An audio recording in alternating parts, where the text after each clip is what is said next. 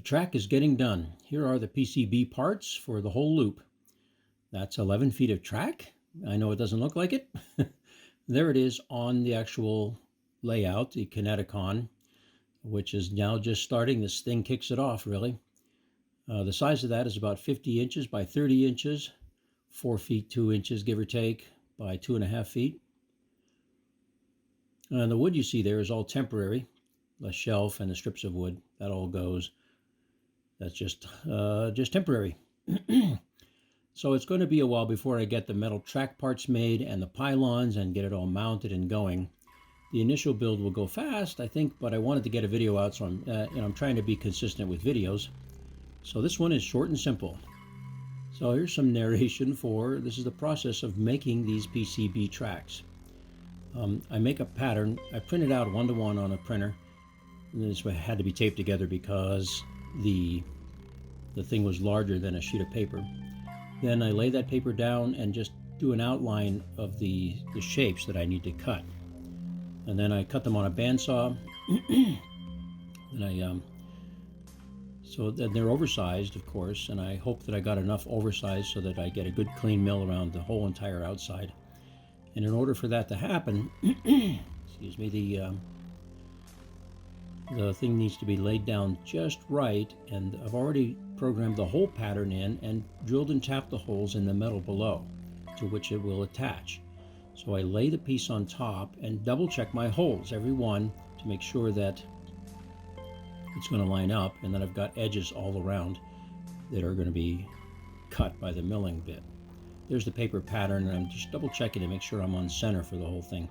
It's adjusted back and forth from that one screw, which I use the pattern to pinpoint that one screw and drilled that one hole as a reference hole. So I lay it down and then finally get around to start to, once I'm happy with it, I'm drilling it there. And just a center drill spot so that there's no wandering of the drill.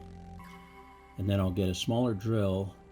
These are 172 taps, and I want to get a drill smaller than, like a number 53 is the tap drill, so I'm using a 54, 55 or something.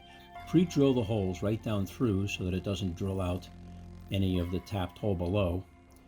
And with this mill being CNC, I can just use the button to press to each new coordinate point and repeat them over and over again. That's one of the beauties of a CNC mill.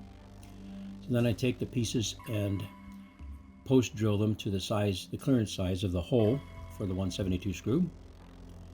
And that's what I'm doing there, and just by hand, because they follow the path of the pre-drilled hole, that pilot hole that I drilled. Then I'm putting in a countersink. It's an 82 degrees countersink. The American threads typically, the flathead screws typically have an angle of 82 degrees or even 100 degrees sometimes. This is an 82 degree one, and the tiny little screws get dropped in the hole after I make the hole, and I make sure that they're just below grade, a little bit under the level of the copper, for two reasons. For one, so that it doesn't hit the screw when I go to mill that center line. I don't want that mill hitting the screw, obviously. And also, when the thing is built, those screws need to be below center, because as the brushes drag over, you don't want them touching the screws. That would provide a short, right? And so here I am just checking the outline to make sure that I have it centered, and I'm going to get a cut all the way around, nice clean cut.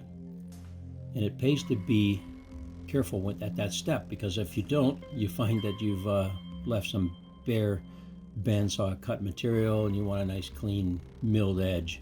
It sands up really nice, and it looks way better. I'll probably paint those edges just to get them the color I want. It's kind of a dull brown color in this particular PC board. I would even prefer green, but I don't know, maybe not.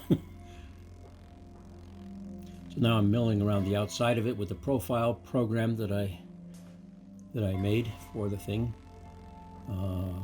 You can see it's a little bit rough, but you do a final pass after it's finished going around, and you get a pretty clean edge.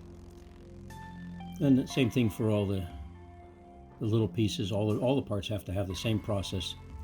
This is one of the 5-inch sections. That's actually a 9 1/4 section. You do the center path, and then you go around and profile the outside. There's 12 pieces all told, altogether. I have 9-inch long ones, 9 1/4, like this one, and then some 5-inch ones, and then 2.5, which I started with all 5-inch, but I shortened it by a couple of inches on either side, just so it fit better inside there. And once I start laying things into the machine, everything else is based off of that.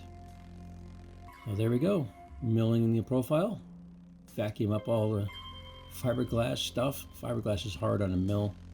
This one's got a little dull on the corners, but when you're profiling, it's okay because you plunge down into the aluminum below.